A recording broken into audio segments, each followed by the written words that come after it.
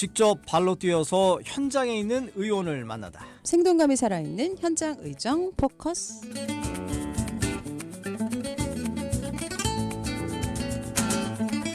금요일마다 보고픈 사람입니다. 우리 민자영 리포터 함께합니다. 안녕하십니까? 네, 안녕하세요. 금요일의 요정 현장 의정 포커스 민자영입니다. 네, 스스로를 요정이라고 하는 민자영 씨와 강심장이세요. 제가 아니면 이제 아무도 불러주지 않아요. 맞아, 자기 건 자기가 챙겨야 될 맞아요. 맞아. 맞아요.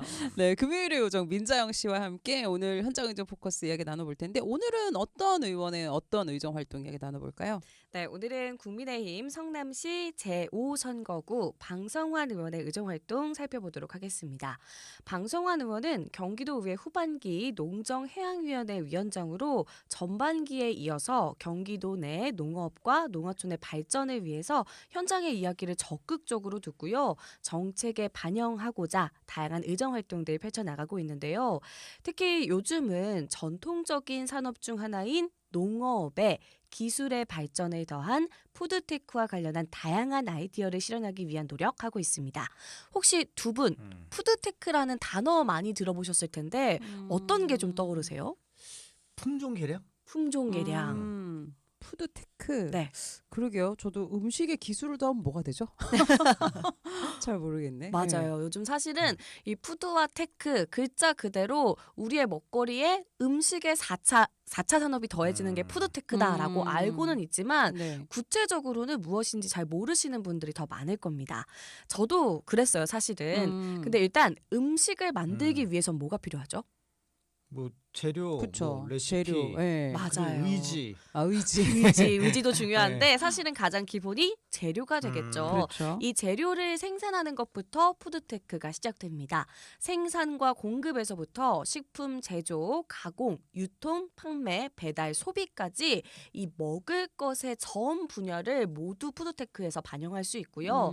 여기에 정보통신기술, 생명공학기술, 인공지능, 사물인터넷, 로봇과 빅데이터 등등이 결합된 첨단식품 기술을 말하는 겁니다. 그동안에는 전통적인 방식으로 원재료를 가공하고 유통하는 데 포커스가 되어 있었다면 푸드테크는 이러한 기술 등을 활용해서 음식과 관련한 전반적인 분야를 혁신하는 산업인데요. 아까 최진만 기자께서 말씀해주신 그런 품종 개량도 포함이 되는 거고요. 그렇죠. 네, 그리고 이제 생산과 뭐 공급 모두가 다 포함이 된다고 보시면 돼요. 그런데 이 푸드테크가 활성화될 수 있는 최적의 조건, 우리 경기도를 따라올 수가 없다고 합니다. 어떤 이야기인지 관련한 이야기 먼저 방성환 의원의 설명으로 함께 하시죠. 우리 경기도가 다른 지역보다 유명한 게 기술력이 유망한 테크노밸리 등이 많이 있고 수도권이다 보니까 뭐 정보통신, ICT 많은 부분의 기업들이 있잖아요. 생산 기반도 뭐 축산이라든가 쌀이라든가 농업에 대한 생산품이 많이 있거든요. 소비처도 크잖아요. 여기는 한 3천만 정도에다가 심하게는 중국하고 일본의 해외 그 관광객들까지 했을 때 농어촌 자원의 그 산물을 가지고 기술을 접목했을 때 관광 상품까지도 되는 생산적인 부분, 소비적인 부분, 유통적인 부분, 그다음에 수출적인 부분에 경기도가 굉장히 좋은 기반을 갖고 있더라. 아니 경기도에는 재료가 다 준비되어 있으니까 뭐 이걸로 요리만 하면 된다 뭐 이런 건가요? 네, 맞습니다. 지금까지는 어떻게 보면 기술 따로, 전통적인 생산 방식 따로 이렇게 따로따로 가다 보니까 앞서 말한 생산과 소비, 유통을 전반적으로 같이 활용되기가 좀 어려웠던 점도 있었어요. 그래서 우선적으로 조례 등을 통해서 제도화를 시키고 예산을 투입해서 조직을 만들고 이렇게 경기도가 가지고 있는 자원들을 사용할 수밖에 없게 만드는 선순환의 구조를 만드는 것이 무척 중요한데요. 그래서 방성환 의원은 지난해 푸드테크와 관련해서 경기도 푸드테크 활성화 및 산업지원 조례안을 대표 발의를 했고요. 이 조례를 통해서 푸드테크가 무엇인지 산업 범위를 다시 한번 명확화시키고 그 안에서 기본 계획과 다양한 지원 사업을 시행할 수 있는 근거들을 마련했습니다. 이제 이 조례의 제정을 통해서 경기도가 푸드테크 산업의 중심지로 발돋움할 수 있는 기반이 마련이 된 거죠. 그럼 이 푸드테크와 관련해서 대해서 어떤 분들이 어떻게 지원받게 되는지 좀 그 내용이 좀 궁금해요. 네, 방송한 의원이 지난해 테크노밸리 기업가들과 일단 간담회를 했었는데요. 그 당시에도 푸드테크와 관련한 초기 기업들이 좀 많이 있었다고 합니다. 이러한 스타트업 부분에 대한 지원이 담겨져 있고요. 푸드테크 인증 기업 지정 등에 대한 내용들도 조례에 담겨 있습니다. 이 푸드테크 활성화와 산업을 체계적으로 추진하는 기업을 인증을 해서 지원 사업을 우대해서 지원할 수 있게, 아니면 세제 혜택을 조금 더 주면서 계속해서 이 푸드테크가 활성화될 수 있게끔 할 예정이고요. 더해서 이러한 것들을 관리할 수 있는 종합관리 시스템이 아무래도 좀 부족하잖아요. 그래서 푸드테크 관련한 위원회 또는 센터를 만들어서 실질적으로 정책을 실현시킬 것으로 보입니다. 더 나아가서는 경기도의 차원뿐만 아니라 31개 시군 차원에서도 같이 연계해서 이제 각각의 지역 특성에 맞는 푸드테크를 육성해 나갈 수 있는 그런 미래까지 함께 그리고 있는데요. 조금 더 구체적으로 방송한 의원의 이야기 들어보시죠.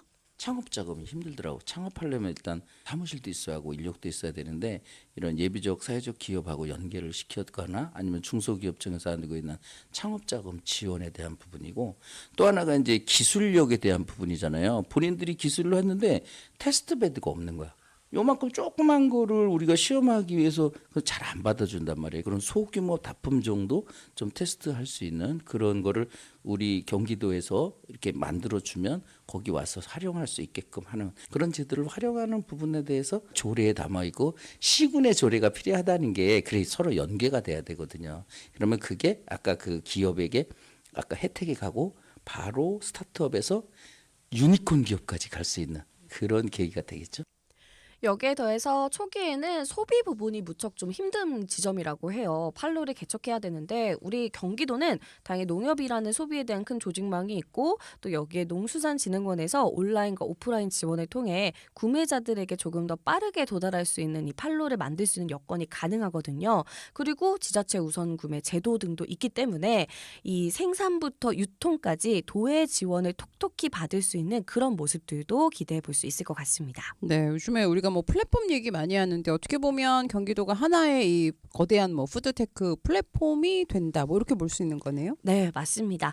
그것이 바로 방성환 의원 그리고 경기도의회가 하고자 하는 역할이자 해야만 하는 역할이라고 합니다.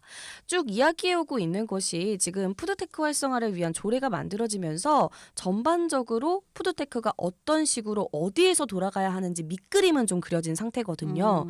여기에 조직을 구성하고 실제 지원 사업 등이 이뤄지고 나면 각 분야에서 기술과의 융합을 통한 채색을 좀 이제 완성을 할 수가 있습니다.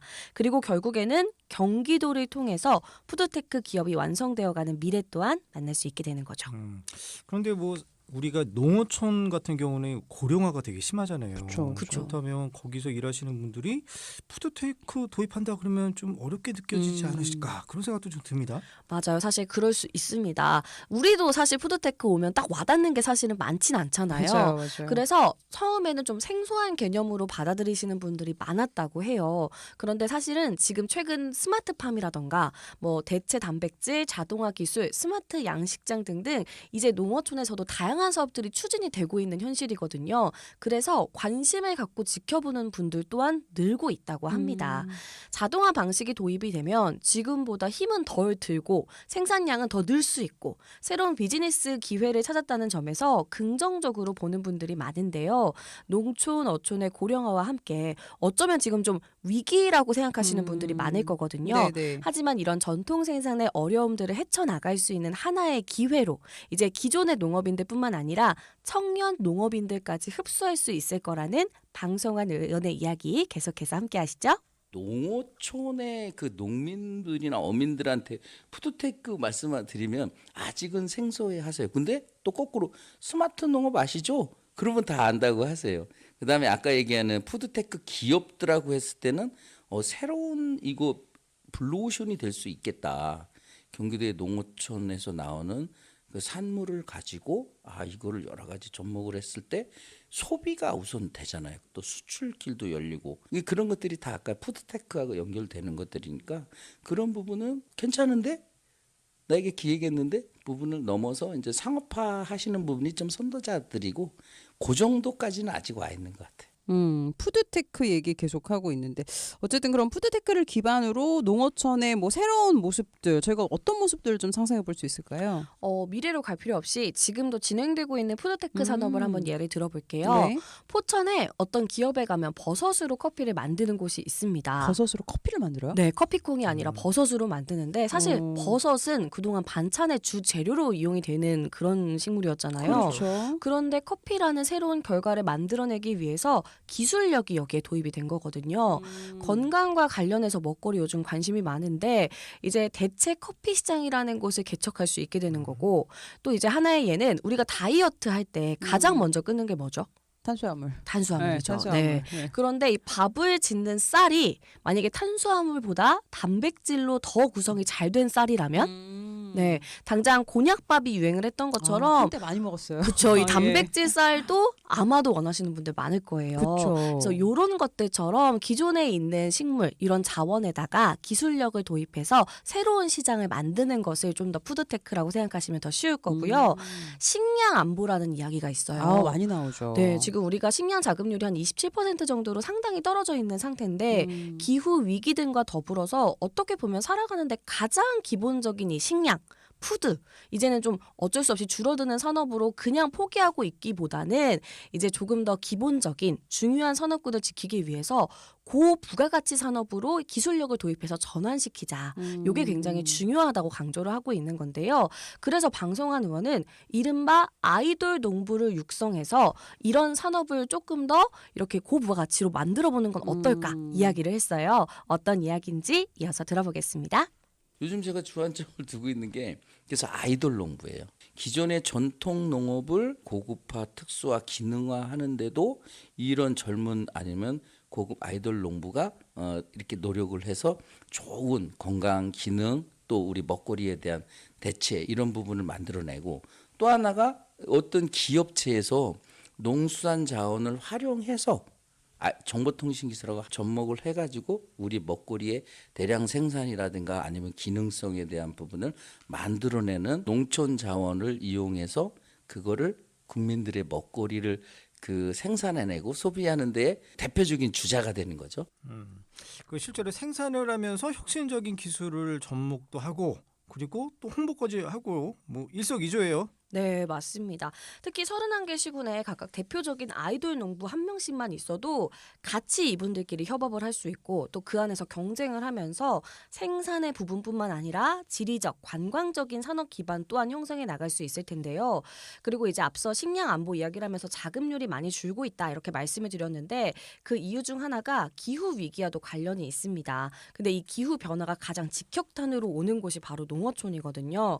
냉해부터 폭우, 폭염, 폭설 등등 애써 키운 농작물 이제 결실을 보지 못하고 다시 처음부터 시작해야 하는 경우 저희 이제 시아버님도 지금 농사를 짓고 있어서 옆에서 보면은 네. 그 농사가 완성되지 못했을 때 너무 아깝고 아쉽고 안타까워하시더라고요. 자식. 정말 그러니까. 자식 같거든요. 예, 예. 네, 매일같이 키우던 양식족 또한 그러겠죠. 그래서 이제 이런 악영향 또한 기술의 도입으로 완화가 될 수 있다고 하거든요. 당장 전통 농부들이 이런 기술의 도입이 좀 힘든 상황이라면 아이돌 농부가 먼저 나서서 선진 농법으로 자연스럽게 이제 그 기반을 좀 만들어 가서 다음 세대가 이어받을 수 있게끔 이렇게 좀 기여가 가능한 역할 또한 기대해 볼 수 있을 것 같습니다. 네. 일단 이름부터 아이돌이잖아요. 네. 잘 이용하면 경기도의 푸드테크 대표 주자가 될 수 있을 것 같았습니다. 방성한 의원은 이렇게 아이돌 농부뿐만 아니라 다양한 정책을 통해서 우리의 소중한 생산 자원들 경기도의 농어촌이 활성화될 수 있는 방안 끊임없이 고민할 예정이라고 하는데요. 마지막으로 방성한 의원의 목소리 함께 하시죠. 어렵다 하지만 경기도 농어민들이 굉장히 생산에는 자신 있어 하시거든요. 경기도가 전통 농업도 있지만 새로운 농업 분야, 그러니까 도시 농업이라든가 체험 치유, 반려동물 문화, 다양한 분야의 도시민과 농어촌이 상생하는 이런 분야가 이제 투톱 체제로 발전해 가고 있는 거예요. 가장 기본적인 거에다가 도시농업 접붙이고 새로운 4차 산업의 푸드테크와 그린바이오 붙으면 경기도의 이 부분이 기간 산업이 될 거예요. 예전처럼. 그래서 그런 부분 또 우리 농정위원회에서 적극적으로 만들어 갈 거니까 우리 경기도민은 건강과 휴식을 위해서 즐겨주시기 바라겠습니다. 이외에도 경기도에서 축산업 분야에서도 이제 뭐 말산업 분야라던가 동물복지 강화, 지속 가능한 축산 환경 조성을 위한 연구와 정책 확대 중이고요. 수산업에서는 스마트 양식과 친환경 어업을 육성해서 수산업 경쟁력을 강화하는 데 주력을 하고 있습니다. 이제 방송한 의원은 농정해양위원회 위원장으로서 그리고 경기도민을 대표하는 경기도 의원으로서 보다 더 발전된 농어촌의 모습을 만들어가기 위해서 노력하겠다는 이야기 또한 더해줬습니다. 네, 이렇게 해서 오늘 현장의 좀 포커스 방성환 도의원의 이야기 함께 나눠봤고요. 민자영 리포터였습니다. 고맙습니다. 네, 감사합니다. 고맙습니다.